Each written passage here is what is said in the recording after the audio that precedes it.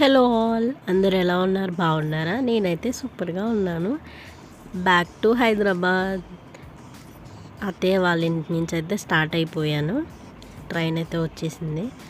Mobil నుండి వైజాగ్ వరకు నేను ట్రైన్ అయితే ఎక్కేసాను అనమాట. ఇక్కడి నుంచి స్టార్ట్ అయిపోయింది. నెక్స్ట్ అయితే వైజాగ్లో అయితే దిగిపోదాం. నెక్స్ట్ స్టేషనే వైజాగ్. ఇక్కడ నేను 3 hours దిగిపోయిన తర్వాత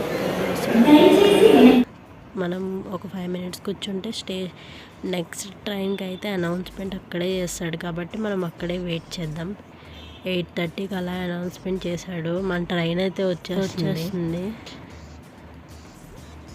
చూసారు కదా,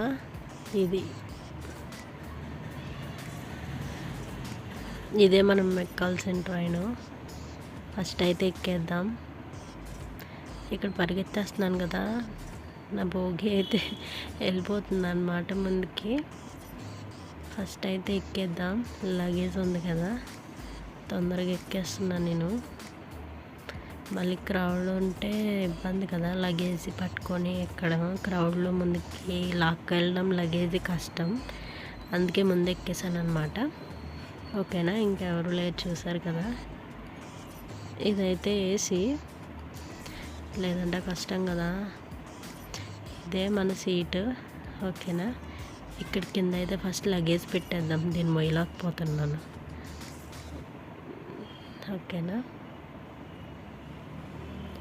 ఇంక మంచిగా కొంచెం తినేసి పడుకుంటమే.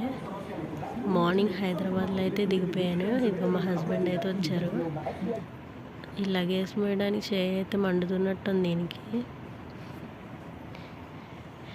ఇదైతే సికింద్రాబాద్ బయట లొకేషన్ అన్నమాట. ఇది ఇంకా మంచిగా డెవలప్ చేస్తున్నారు స్టేషన్ బయట.